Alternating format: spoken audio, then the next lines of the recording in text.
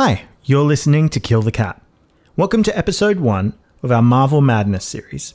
Today we're talking about Captain America and how flat change arcs can be used to create inspiring characters. As a special treat, we're also joined by Brian Bitner, a writer for Lessons from the Screenplay and co-host of their podcast Beyond the Screenplay. Brian provides some great insight into the character, and we're going to leave some links to his work in the show notes. Spoilers ahead for the Avengers and Captain America movies, but now, sit back and enjoy the episode.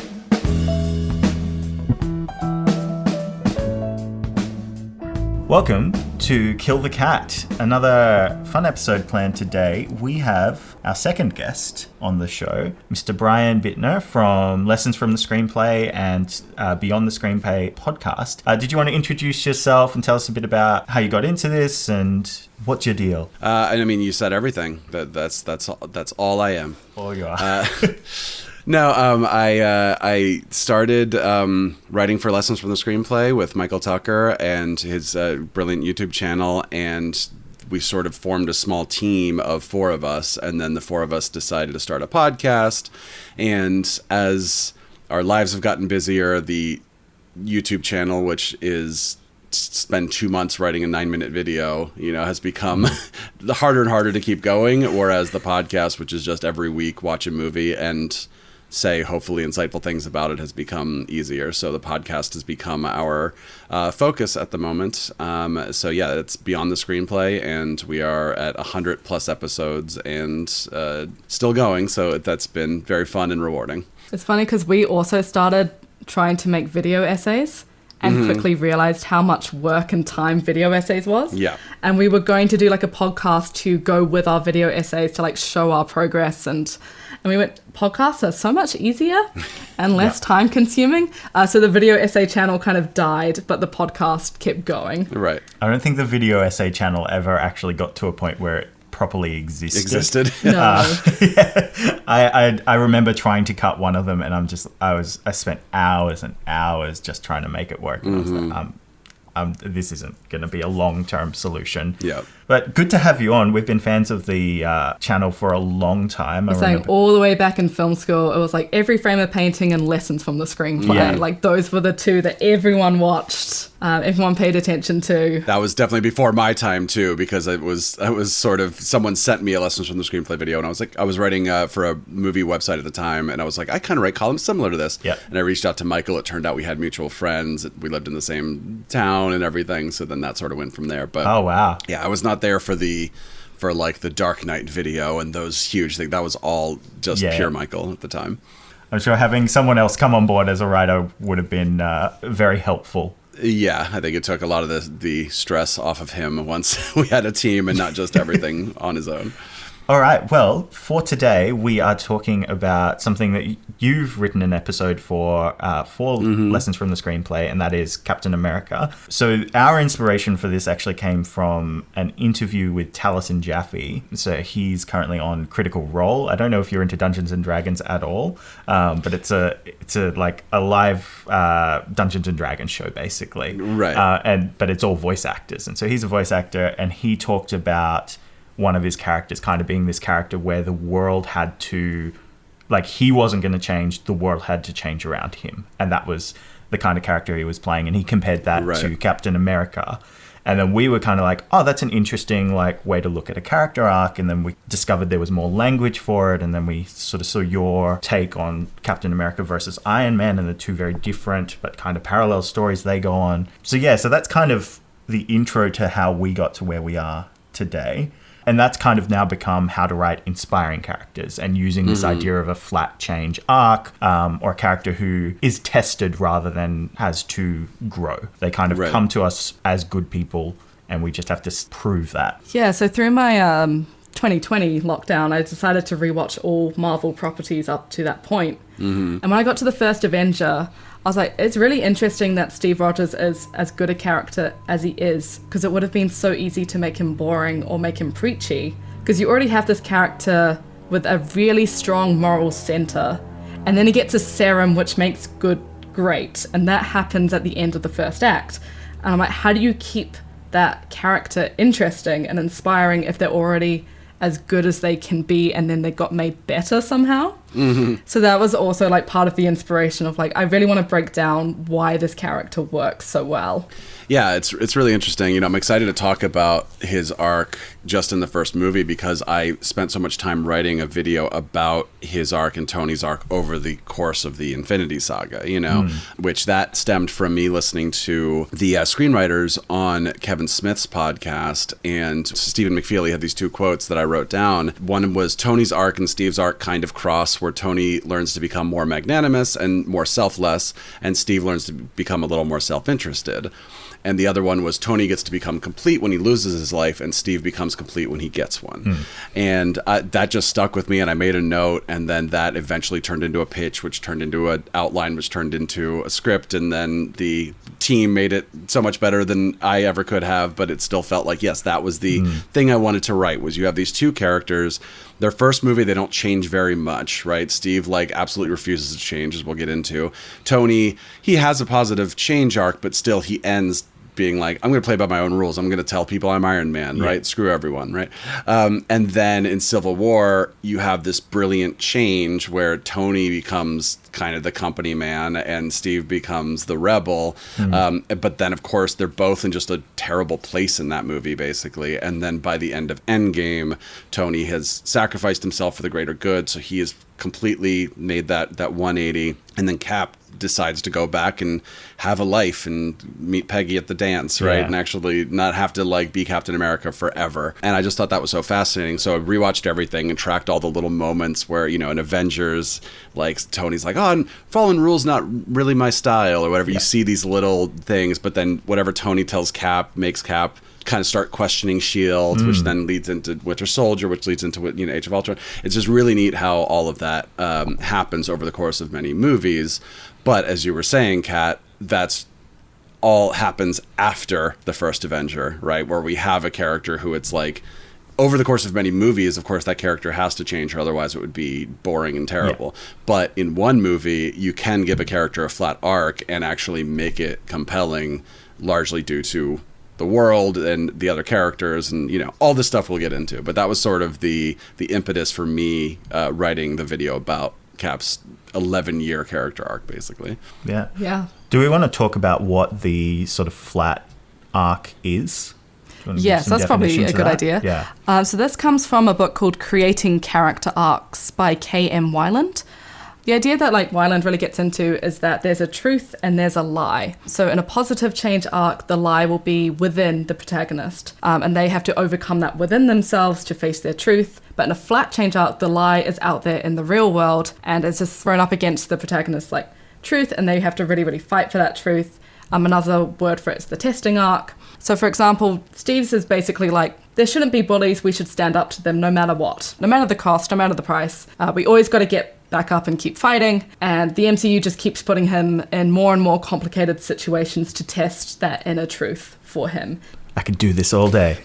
Yeah, I was thinking about, because it's interesting, there are different reasons for flat character arcs, and we're getting into one specific one, but I was thinking about the different like kind of subsets of them. One of which is something like Raiders of the Lost Ark or James Bond or a lot of action movies where it's like it's just not interested in having a character arc, at least not for the protagonist. It's sort of like they want something badly and we are going to spend 90 minutes throwing things at them so they can't get what they want, and they will get it at the end.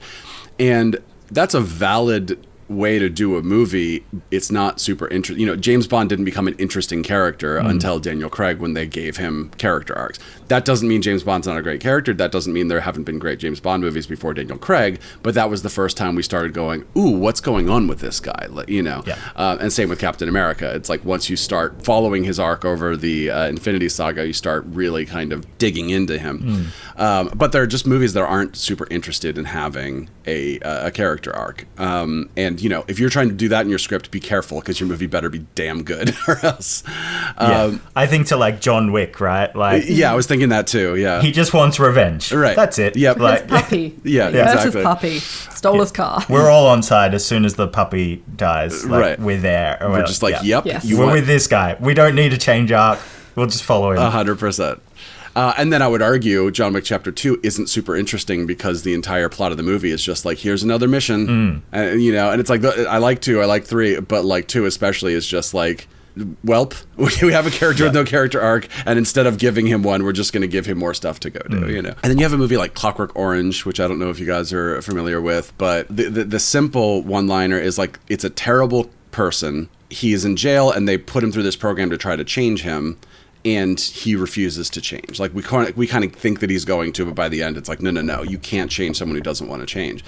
So thematically, it's sort of a victory at the end, because it's like, see, you can't force change upon someone who doesn't want it. Like, that's kind of a good message. But we then have a character who we wanted to see change who doesn't change, right? Yeah. So it's sort of like a fail for the character arc itself. So those are a couple character, like a flat arc examples, I think, that are different from what we're talking about. But what we are talking about is the sort of inspirational character who already believes what Cam Weiland would call the truth, already believes something that most of us as viewers would agree is the way to live your life, you know, stand up to bullies. Or in the case of Paddington, you know, I forget what's the brilliant line. If we're kind and polite, the world will be right. There you go. Perfect.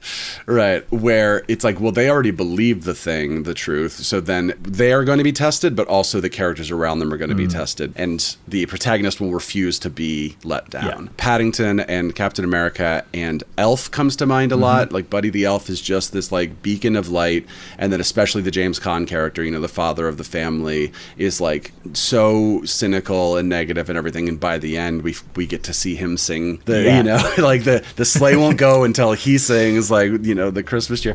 It's like another movie with a rhyme about how to live your life, right? And then also Ted Lasso, which is a newer show about a you know, football coach who is so positive, basically a Buddy the Elf type character, a Paddington type character, and everyone around him is cynical, and by refusing to change, he forces the characters around him to change. That's a TV show, so they do different things, kind of like Captain America over the Infinity Saga. They do different things with Ted, but especially in the first, I don't know, handful of episodes, 3-ish episodes or something, that's exactly what it is. It's a Paddington Elf, Captain America sort of like, we will not change, we refuse to give up our values, but by doing so, we are victorious, and we have gotten the cynical, negative people around us to kind of come around to our viewpoint. Well, I think one thing that really struck me when I was rereading creating character arcs was the idea of like the supporting characters having the positive change arc. So we see in like The Winter Soldier, it's Sam and Natasha that have their arcs. So Natasha starts off very, I am whoever people want me to be, who I need to be to survive, very in the shadows, and then she gets inspired to, you know, in the end she does the info dump, and she gets asked, are you ready for the world to see who you truly are? And she goes, are you? In a very badass line. Right. Sam's out of the fight. He says, I saw my friend go down, I'm done with the fight. And when he meets Steve, and Steve comes to his help, he says, Captain America needs my help. I can't think of a better reason to get back in. Yeah, absolutely. It's interesting that in the first movie isn't sort of interested in doing the thing that we're talking about quite as much. You know, we don't have the super cynical character who learns their lesson by the end. We have everyone around Steve who sort of learns to change their mind based about Steve, at least, right? You know, is the Tommy Lee Jones character for one. It's like, oh, maybe I misjudged this person. Maybe I wasn't thinking. But Captain America, the sort of message is not about the people around him changing. It's about the fact that because he has the flat arc, because he refuses to change, he is able to remain victorious. You know, he literally sacrifices himself at the end of the movie, and because it's the MCU, he's fine. But I think it's an interesting sort of message that the first movie is sending, which is just basically by not compromising, by not changing, by not sort of like accepting the cynicism around him, he is able to effectively save the world. Yeah, and that really struck me, again, going into like, why is this character interesting? Steve's like big gesture at the end is to sacrifice himself, which is jumping on the grenade, which we've already seen him do.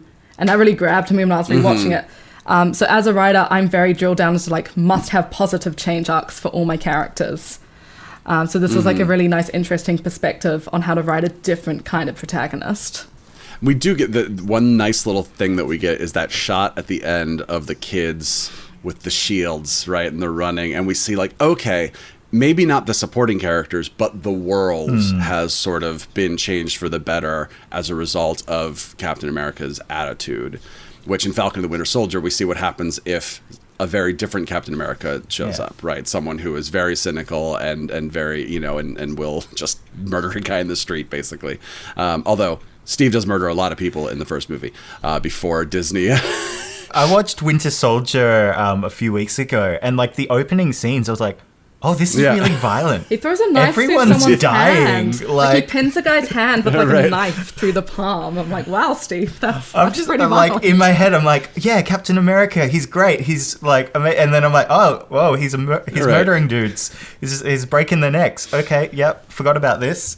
The first movie, the very like Joe Johnston-y montages of him just like busting through a door and just like shooting a bunch of people with a gun. It's like, oh right, Disney didn't have Marvel Studios yet. It's interesting. Yeah, one of the points I had written down on my notes about sort of what makes an inspiring character, I think, is this kind of thing we're talking about, but it's this idea of like an inspiring legacy is what I've titled it, and it's exactly that, right? Like one of the sort of most important lessons I think I got taught about screenwriting was when you need audiences to know something about your character or believe something about your character, have someone else in the world say that about your character or learn that about the character. Because a character saying about themselves, like if Iron Man says he's the greatest, you're like, well, we know you're not actually, but we know you think you are.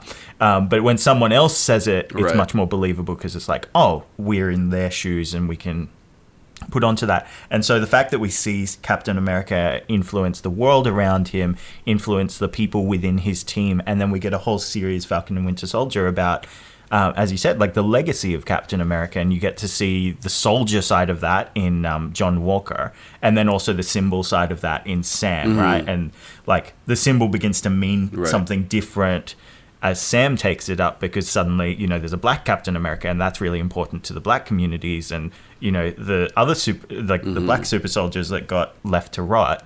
Like we still get to see this legacy going on, and that from that initial character of Steve Rogers.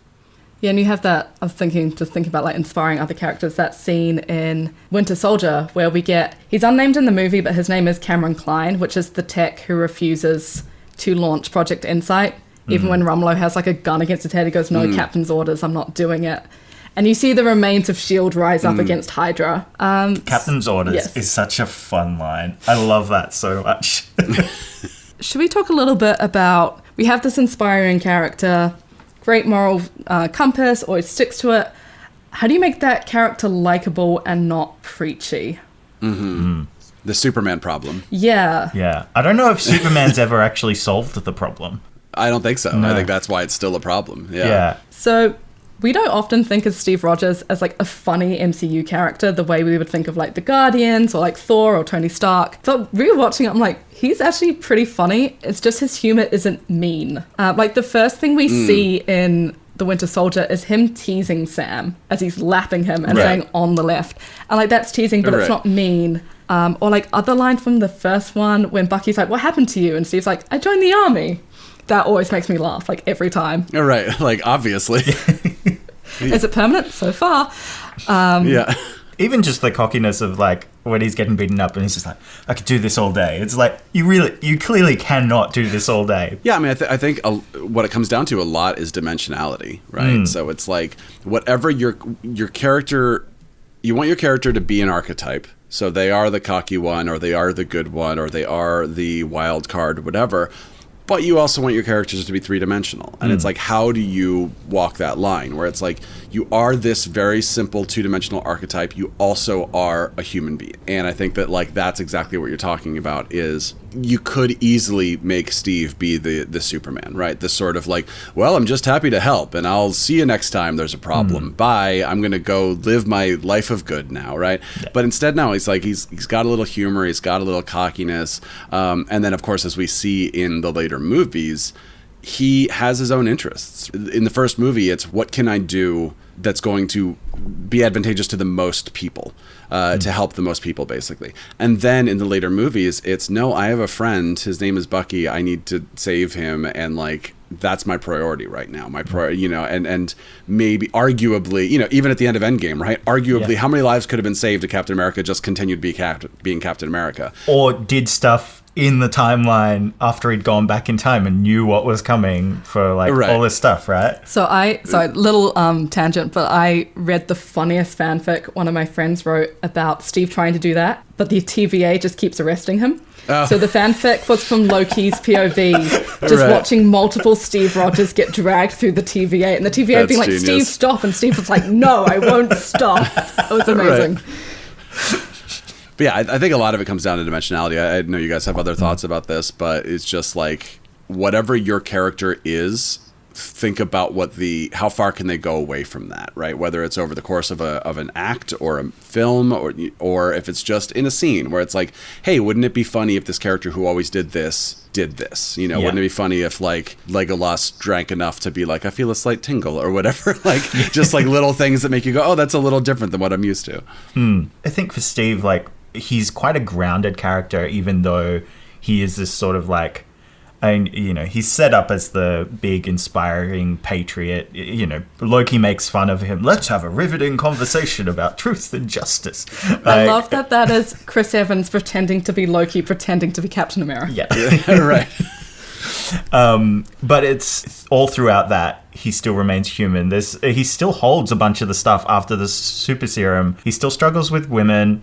Yeah, it still feels, Steve. Yeah, a little lost, a little out of time. He always just feels a little bit out of place in all his movies, like the man out of time, as they call him. I love that he's bad with girls, but in a kind of charming way.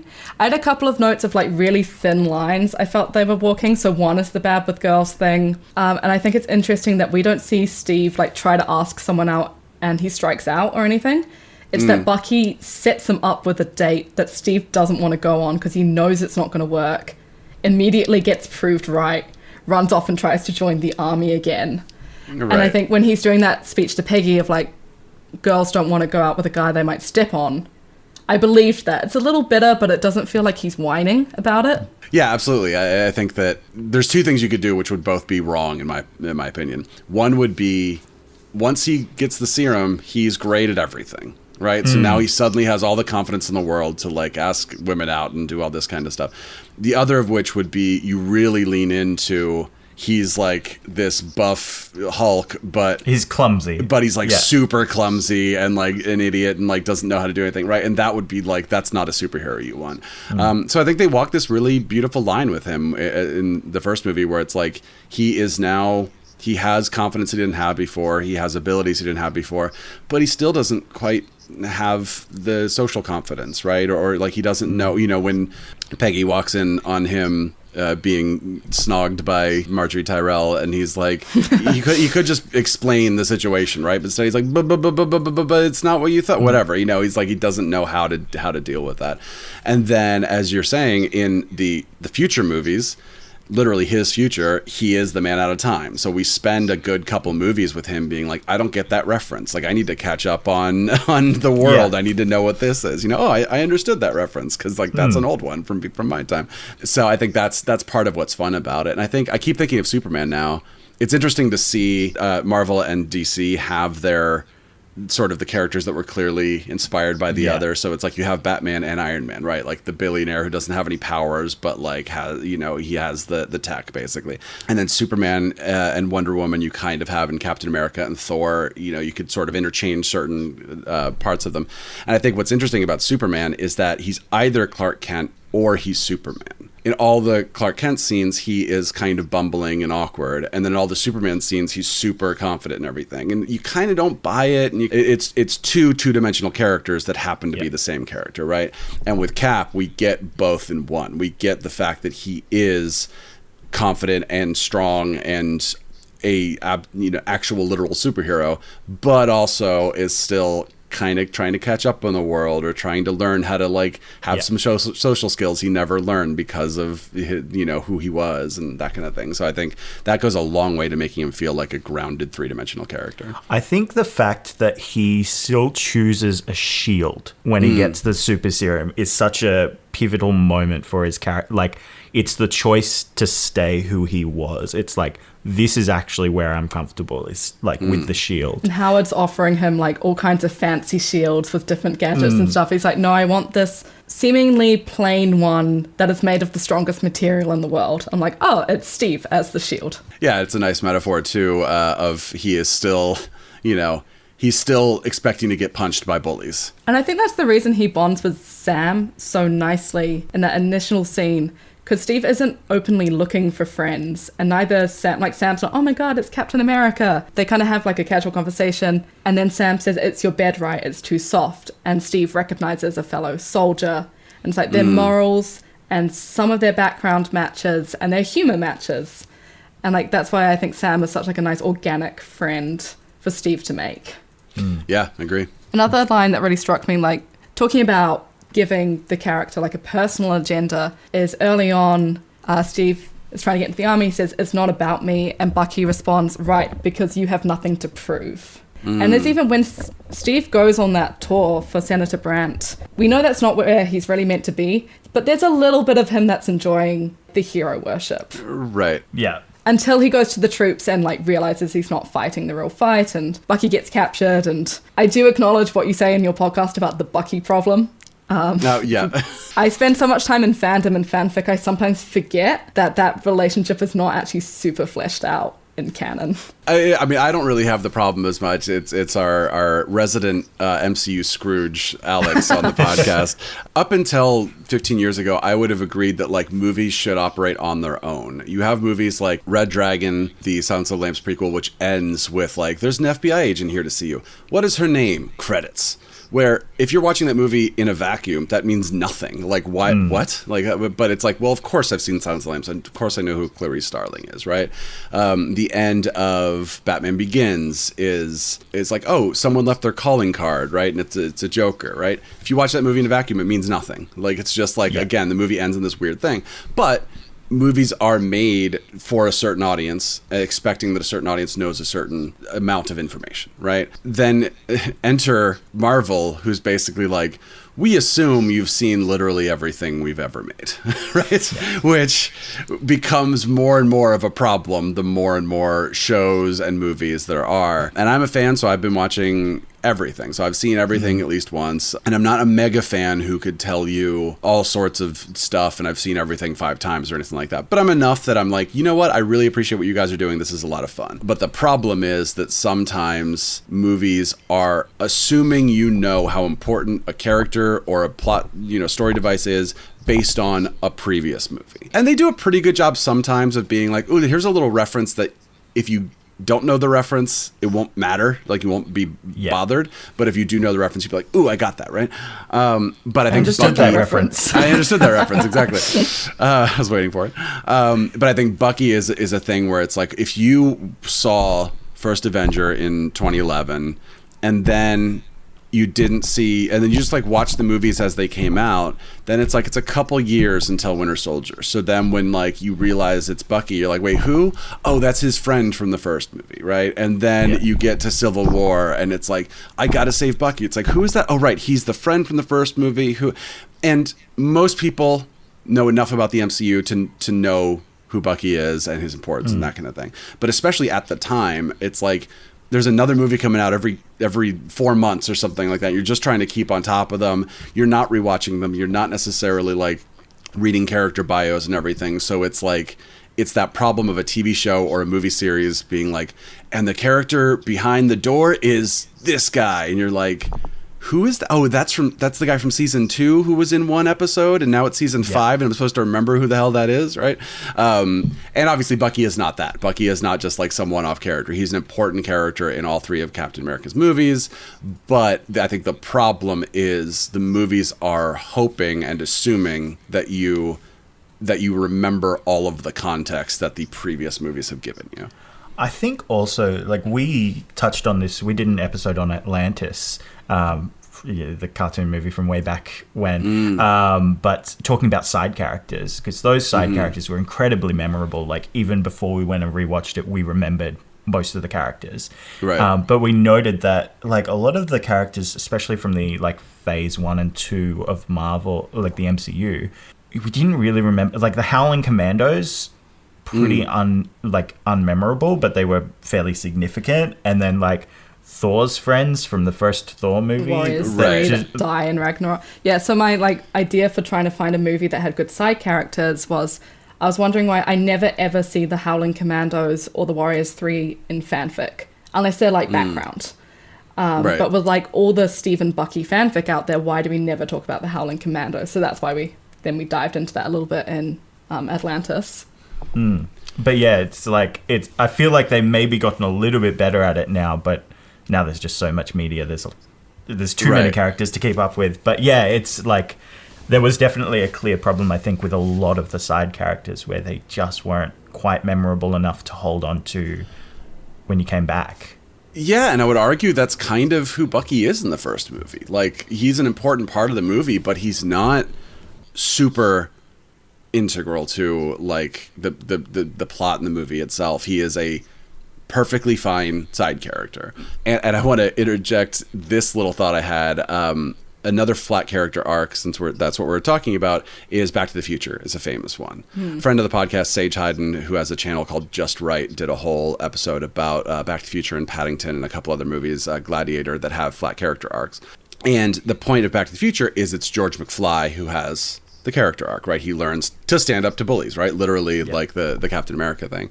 And I was thinking, I'm not saying this is better, because I think Captain America is a good movie, the first Avenger, but what if in a totally alternate universe we had Steve's best friend doesn't want to go to war at all, and then they both get the message that they can't go, and he's so relieved. Steve is devastated, but his friend is so relieved. And then Steve manages to get in and fight for his country. And then by the end, the friend realizes, oh, I'm inspired now by this inspiring character. Now I'm going to actually do it. Now I'm going to go stand up for myself, right? And again, I'm not saying that should have been the movie, but I'm saying like that's how the sort of standard flat character arc could apply to Captain America. Is if you have somebody who doesn't believe in what Steve believes, but by the end is transformed, and like because of his flat arc, he has changed one of the supporting characters. Well, you had an interesting point in your notes how Bucky has everything Steve wants at the beginning of the movie. Right. Like he can get with girls, he gets to go to the army. I don't know how much of this is fanon instead of canon, but the kind of headcanon I've operated in is that Bucky got drafted and never wanted to go, as opposed to like Steve really wanting to go. And I also like three like nice Bucky things I did have in my notes. Was one that Steve is never bitter that Bucky has everything he can't have. There's never any conflict there, and Bucky like does try to get Steve dates and is relieved that Steve can't go to war because he knows Steve's going to die. Another one is Bucky's introduction is rescuing Steve. I think the weaker but maybe more obvious choice would be to have like Bucky's the one getting beaten up down the side alley, and there comes like his scrawny best friend to save the day, and he knocks the bully away. He jumps and on his Steve back. Wakes up in a hospital 2 weeks later. And the last one I liked was that yes, Steve is going to rescue Bucky, but he also has been told Bucky is dead. That could be a real possibility. So he's really going to save the 107th. Right. Which I thought was a really smart move. Yeah, and I think that reminds me of one of the things I saw in your notes, Kat, which was that I think the way you worded it is Steve is set in his truth, but that doesn't mean he knows how to pursue it. Yes. Right. And it's like that is another thing that makes us love the character, is that his belief is more important than his life, basically. You know, and that's the main theme we get through this movie, through the first movie. And I hadn't considered what you just said, but that's true too. It's like, one, I don't know how I'm going to do this. I don't care if I'm scrawny or whatever. I have decided this is the right thing to do. I'm going to do it. So I'm going to go fight this bully in the alley, even if I have no idea how to do it. Like, I don't need to win the fight. I just need to stand up for myself, right? And again, it's like Bucky may or may not be dead, but the right thing to do is to go save. Like, we know where they are, we know what's going on, and this is him a little starting to play by his own rules, right? We get a little glimpse of what we're going to see a lot of in the later Captain America movies, which is him going, this is what I believe is right, so I'm going to to pursue that. And it doesn't matter if it's not what my bosses are telling me or the government is telling me. It doesn't matter if I don't know how I'm going to do it. It's absolutely my belief, and that's what I'm going to do. And that's sort of where we get the inspiring, flat arc. Then he gets Peggy's help, and a nice line I think they have later is Phillips is chewing her out, and it's like, oh, because you had a crush. And Peggy comes back with, I didn't have a crush, I had faith. I love Peggy. I have a very big Haley Atwell crush, so that doesn't hurt. We've sort of been talking around the first movie a lot. Steve is kind of set up to be an inspiring character from the get-go. But a few points to make on like genre and production in that first movie is it's very reminiscent of a lot of those sort of very patriotic movies from the 80s, things like Saving Private Ryan, but then also just the inspirational movies like Forrest Gump or Rocky. Like there's this sort of emotionality to it that I get from that. There's horns and there's like the sepia colors and this themes of like duty. They really leaned into that in the production of the first Avenger. And it's like there's this language that was set up in the 80s around like American patriotism and this like inspiration that comes with it. And I think that really sets us up well, just using the things that are already established to make a character inspiring. And then adding in this sort of zero to hero journey of him getting beaten up and having no luck and not being able to go and do what he feels is right, because that's the message for Steve the whole time is like he has to do what's right, even if it means going against his allies, even if it means fighting the Avengers. If he thinks it's right, then he has to stand for that, and he's not going to budge on that. Yeah, and like keeping that character interesting so they don't get stale is you make what doing the right thing more and more morally grey as you go through the Captain America trilogy. So in the first one, he's essentially fighting a cartoon villain in Red Skull. Yeah. Like Red Skull is the least interesting part of the first movie. Yeah, easily. Although Hugo Weaving giving having the time of his life. Yeah. With whatever accent that is. Yes. Two things come to mind. One of which is Joe Johnston, his second movie was The Rocketeer. Where it's like that very much feels, it's 91, but it feels like the 80s-est of movies, you know, where it would just have that sort of like, here's our action hero kind of thing. And then another word we haven't said yet on this podcast is underdog. Right, when we talk about Rocky and we talk about a lot of these movies, and I even think like Rudy, the sports movie, because when you think inspiring movies, you think a lot of sports movies, right? Yeah, exactly, and that's kind of where Ted Lasso comes in a little bit. And it's usually like, here is a character who is in no way equipped to deal with this situation, but because of how strong their belief is, they, think about if you have an underdog who believes in, let's say what Steve believes, and then goes and just does whatever his bosses tell him, like he's dead in a week in the war, right? Like there's no way that he actually survives, because he's just like, okay, I guess I'll go here, I guess I'll do. But it's like you have someone who says like, no, my belief is so steadfast that I will not budge at all. And then by the end, you have an underdog character who is able to be victorious because of them just holding true to their ideals. And I think that's really, again, the word becomes inspiring, and you can get a lot of patriotism from that too, because if your country has been an underdog, which it's Captain America, so let's not pretend that we're an underdog of a country over here. But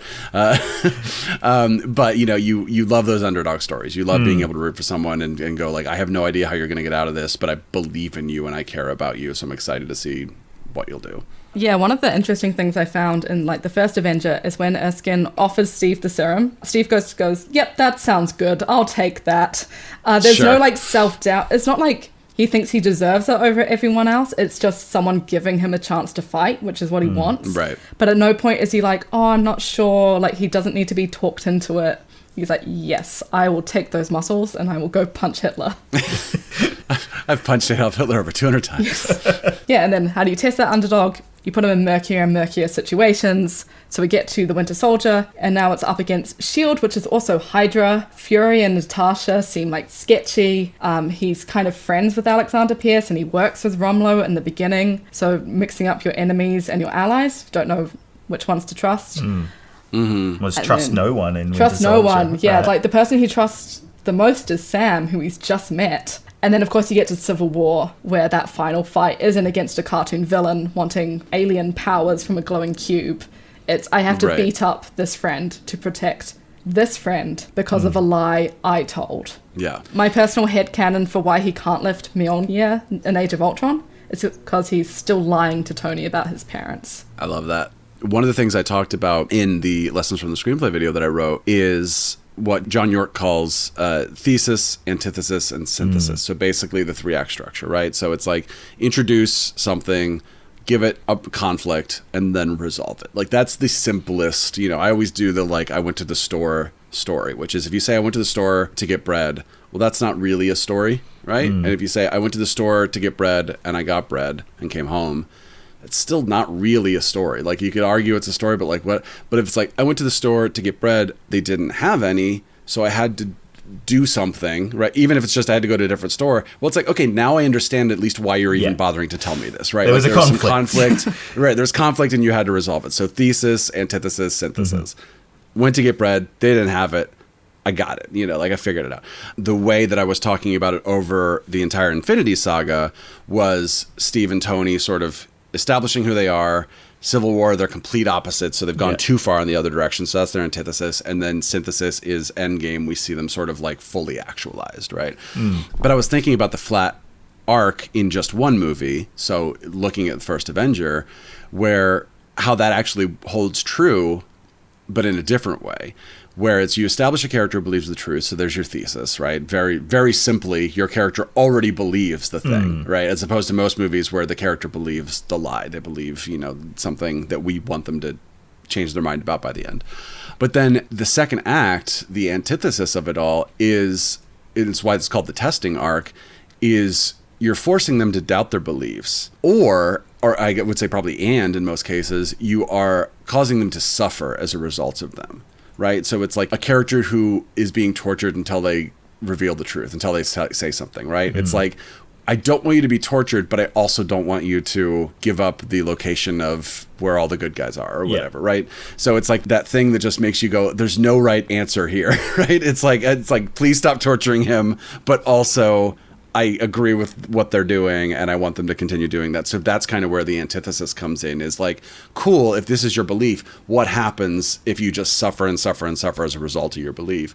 And then the synthesis, in the case of First Avenger at least, is the character emerges victorious as a result of not changing, where if we had seen them change, who knows what might have happened, probably something worse than what finally happened because they didn't change, then they are victorious. So I thought it was cool that even when a character doesn't change, we can still see that antithesis at play in the obstacles that they are facing and how the other characters around them are responding to them. So I just thought that was kind of neat. It's very well described. Yeah, I think it's interesting, if you look at all 3 Iron Man movies, all 3 of them end with Tony very victorious in some way. And all 3 Captain America movies, the mission is complete, but Steve suffers every time. He gets frozen, and then in The Winter Soldier, he loses Bucky again. And then, of course, Civil War. He loses the Avengers. Yeah. Yeah, when I was writing our Lessons from the Screenplay video, there's very little Iron Man 2 and 3 in it, because I was just like, regardless of what you think of them as a movie, they don't sort of add to the bigger arcs of Tony. It's like we see his big arcs in Avengers and Iron Man 1 and Civil War, and then obviously Infinity War, and especially Endgame. And again, in any other franchise, I'd be like, no, your movie should just be a standalone movie and that's it. But now we've established the MCU is this thing where each movie is basically an act of this greater story you're being told. And it's like, well, then I guess you better do something in your movies, right? And Iron Man 2 and 3 are just sort of like, here he goes again. Yeah. There's more stuff happening, and then there you go. I think one thing I'll say, and this I got from watching through Paddington 2, because that was just a very heartfelt, inspiring movie with many tears had. When you go for the inspiring arc, it's very easy to become preachy. And I've seen a lot of movies that were meant to be preachy, and they're just a pain to sit through. You've got this sort of preachy media that tries to use the flat change arc to force change on the world and on the viewer. But actually, there's something really well done in Captain America where it's we actually just get to witness a character who is going to stay steadfast in their beliefs. And that's what's going to inspire us. They're not trying to tell us to be this character.